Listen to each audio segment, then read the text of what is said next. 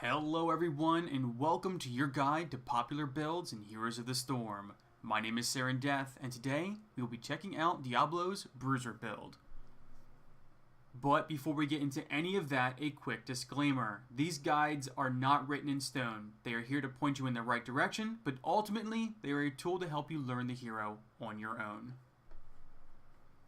Now that we've gotten through that, let's take a quick look at Diablo. Diablo is a melee warrior from the Diablo universe. In between crushing opponents in the Nexus and picking would-be adventurers from his teeth, he spends his time walking his soul vineyard and sampling the finest vintages of fear.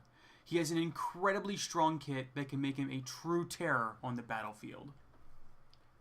Before we get into his talent build, let's take a quick look at his skills. His trait is called Black Soulstone, which is the source of most of your tankiness, allowing you to collect the souls of slain enemy heroes and minions.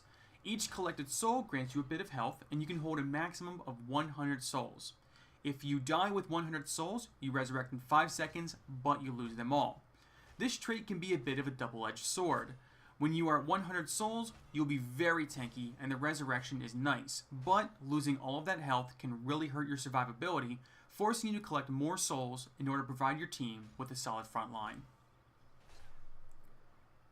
Diablo's Q is called Shadow Charge. This is a 12-second cooldown targeted ability that charges an enemy, knocking them back, dealing a bit of damage, and stunning them for half a second.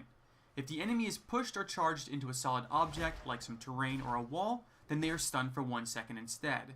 This is a very strong ability that not only does damage and stuns the enemy, but also displaces them, allowing for some really nasty follow-up damage from your team. His W is called Fire Stomp. This is a 6-second cooldown ability that unleashes waves of fire in all directions that deal moderate damage to enemies that the fire passes through. The direction of flames are based off of Diablo's facing, so the ability may take some getting used to. His E is called Overpower. This is a 12-second cooldown, extremely short-range, targeted ability that channels Diablo's inner luchador, grabbing an enemy and slamming them down behind him, dealing a little bit of damage and stunning them for a quarter of a second. This ability is just another displacement and stun, giving Diablo further dominance on the battlefield. Now that we've covered his base abilities, let's take a quick look at his heroics. His first heroic is called Apocalypse. This is a 100-second cooldown ability that creates a demonic rune under each enemy hero. After a short delay, the runes explode, dealing moderate damage to enemy heroes caught in the runes and stunning them for 2 seconds. This heroic is a little difficult to hit at first, but can have a massive impact on team fights, especially if you couple it with other heroics. Diablo's second heroic is called Lightning Breath. This ability has a 60-second cooldown and belches fire lightning, dealing massive damage every 4 seconds to enemies caught in the breath. You can reposition the direction of the breath by moving your mouse. This ability can deal a massive amount of damage in a team fight and makes Diablo unstoppable but immobile while channeling the ability. However, there are a few heroics, including Zagara's Maul, which can eat you while you're using this heroic. Now that we've covered the basic abilities, let's get into the talents. At level 1, you have a choice between 2 talents. The choice really comes down to personal preference. Your first choice is Soul Feast. This talent gives you 3% more health regen per soul you've collected in your Black Soulstone. This is a great talent to pick up if you lack a healer, or if you're looking for some extra self-sustain. Your other option is Devil's Due. One of the biggest problems with Diablo's trait is when you hit 100 souls, you are the tankiest you will ever be. But if you die, you suddenly become incredibly squishy. This talent helps reduce that massive hit to your health pool by reducing the resurrection cost from 100 souls to 60 souls. At level 4, you're going to take Fire Devil. This talent gives you a fire aura that deals damage to nearby enemies every second for 6 seconds whenever you use Fire Stomp. The amount of damage may seem small, but remember, that is per second to every enemy within range, which can help you clear waves and deal near constant damage during those team fights. At level 7, you have another choice to make. The choice really comes down to what role you're trying to fill for your team. If you're trying to fill a tank role, then you will likely be going with Soul Steal, which increases the amount of health gained from Black Soulstone by 50%. If you're going to be filling the Bruiser role, then you'll be taking Battle Momentum. This talent makes it so your basic attacks reduce the cooldown of your abilities by half a second, basically allowing you to get more abilities off, resulting in more damage, more stuns, and a lot more control. When it comes to heroics, the popular choice is going to be Apocalypse. Lightning Breath is still good, but the combo potential of Apocalypse just can't be beat. With a little bit of coordination, you'll be able to really dish out the hurt with this heroic, and the 2-second stun can turn a fight from a loss into a win. At level 13, you're going to go with Firestorm. Now when your Fire Stomp sends out waves of fire, that fire will then return to Diablo dealing 125% damage. The fire will travel to Diablo's current location, so make sure you have good positioning to deal maximum damage. At level 16, you once again have a choice to make. Your first option is to go with Rampage. This talent gives your Fire Stomp some utility by granting Diablo bonus movement speed and attack damage for 2 seconds once activated.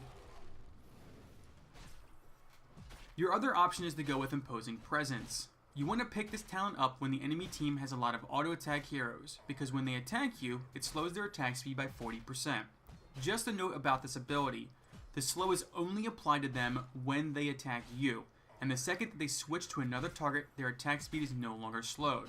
So really, this is only good if the enemy is focusing you down. When it comes to your level 20 talents, you have a few options to choose from. Your first option is Lord of Terror.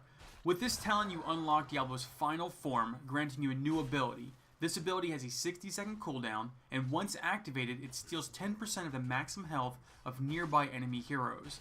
This is a great talent to take if the enemy has multiple heroes with large health pools, like 2 warriors.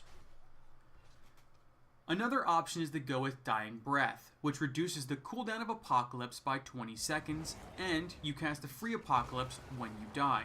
Really, you're picking this talent up for the reduced cooldown of Apocalypse. The free cast on death is just an added bonus. Apocalypse can have a massive impact on a fight, and if your team has a lot of lockdown or a heroic that you can combo off of, like Zagara's Devouring Maul, then the reduced cooldown will be amazing for you. Just a quick note, Diablo has access to Bolt of the Storm at level 20, so if you really feel that you need a teleport for whatever reason, you can pick it up. But I feel like the other 2 options will allow you to have more impact on the battlefield. Diablo's Bruiser build is absolutely terrifying on the battlefield. While he is labeled as a warrior, he can dish out tons of damage. He has a massive amount of stuns and displacements built right into his kit. He has good wave clear, he's a terrifying ganker with a well-coordinated team, and he can res quickly at 100 souls. However, his tankiness is directly tied to his trait, and after resing with 100 souls, he becomes very squishy compared to other tanks. Alright, now that we've covered all of that, let's go over some quick tips for Diablo. Use your Overpower followed by your Shadow Charge to throw the enemy into your back line, really separating them from their team, allowing yours the opportunity to eliminate them. If the enemy gets too close to your gate, you can use Overpower to throw them over it and into fort range. Work with your team through pings or chat to change stuns and heroics more efficiently during ganks and team fights. You can get a nice little combo off on an enemy by using Apocalypse, followed immediately by Shadow Charge. This will throw them out of your Apocalypse rune, but when you overpower them, it will place them neatly back into the rune just in time for it to go off. Thank you so much for watching. I hope that you found this guide helpful. If you have any variations or tips for this build, feel free to share them in the comments below. Thanks again for watching, and until next time, I will catch you all later.